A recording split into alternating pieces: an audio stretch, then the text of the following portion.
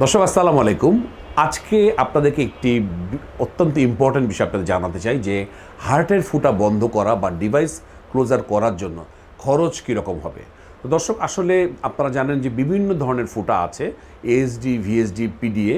তো আমরা 3 ধরনের ফুটাই কিন্তু আমরা সাকসেসফুলি বন্ধ করি এবং এই ফুটা বন্ধ করতে 1,80,000 থেকে 2,20,000 বা কম বেশি আর একটু বেশি হতে পারে, বিভিন্ন রেটে পড়ে। আপনাকে বুঝতে হবে যে ডিভাইস কিন্তু কয়েক ধরনের আছে, আমেরিকান ডিভাইস আছে, চাইনিজ ডিভাইস আছে, এমপ্লাটজার, লাইফটেক, কোকন, বিভিন্ন ধরনের ব্র্যান্ডের আছে।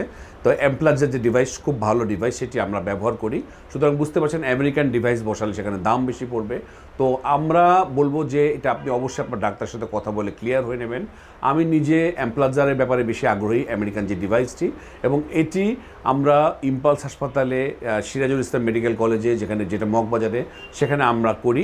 আপনাদের যাদের বাবুর হার্টে ফুটা আছে তারা আমার সাথে যোগাযোগ করতে পারেন। আমার একটি ভিডিওতেও আমি জানিয়েছি, আপনারা আমার সাথে সরাসরি যোগাযোগ করতে পারেন। আমাকে দিয়ে একটু ইকো করে নিতে পারলে আমি বলে দিতে পারবো যে কতটুক ফুটা আছে, কোথায় আছে, কোন টাইপ, সেগুলো বুঝে আমাদেরকে করতে হবে। ইয়েস, সবার হয়তো ডিভাইস ক্লোজার করা যাবে না, অনেকের অপারেশন করতে হবে।